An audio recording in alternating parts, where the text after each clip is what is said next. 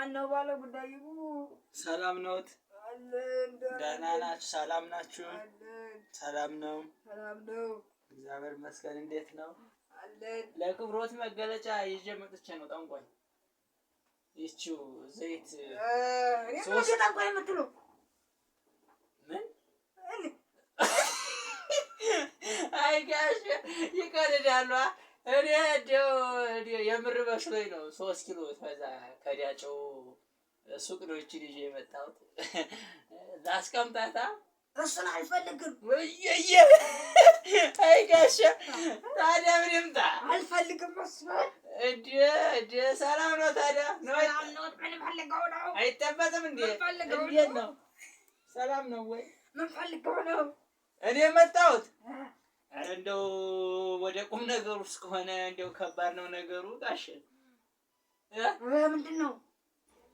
እንደው ያ ተጫኔ የሚባለው ልጅ ትምህርት አልገባ ብሎት ነው ጌታዬ። እንደው ምን ይሻላል ትለኛለህ?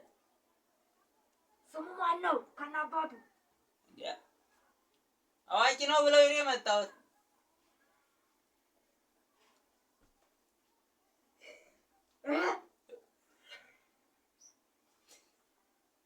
ጋሽ። እንደው ለልጁ እንደው ገገጥ ትምህርት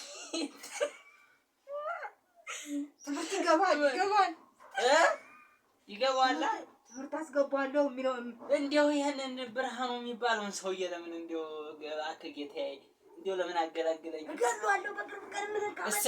እሰይ እስኪ በርታ። ግደለው። ከምር ትገለዋለህ? እገለዋለሁ። ግደለው። አይ የምር ግደለው። ብዙ ሰው ተመርሯል። የገጠሩም ሰው ተመርሯል። ለኔ የክብሮ መገለጫ ይዘህ ትመጣለህ። አንድ ጥቁር በግ ልጁ ይዞ ይምጣ እንጂ እርሱ አንተ ይዘህ መጣው። እኔ ራሴ አለመልዛ አልገለውም። ልጁን ትምህርት እንዳይገባው ነው የማደርገው። እንዴ ግደለው እኮ አይደለም ያልኩት፣ ለልጁ እንዲገባው ነው ጋሽ። እንዲገባው? አዎ። ምንህን ታመጣለህ? 5 እንቁላልና 1 ስኒ ቡና ይዘህና። ዶሮ የለኝም። አይ እንዴ ጋሽ አይ እንዴ ይቀልዳሉ እንዴ? ለቀልድ ነው እንደ መጣው። አረ ጋሽ የምር ነው እየቀልድኩ አይደለም። አይ ስሪስ የምር ምንድን ነው ይዤ የምመጣው? 5 እንቁላል፣ 1 ስኒ ቡና፣ 1 ስኒ ረከወት፣ በግ ጥቁር በግ ይዘህና። በአንዴ ይገባዋል ትምህርት ቤት ሲል በአንዴ እንዲገባው በአቋራጭ በቃ ስራ ይዛል።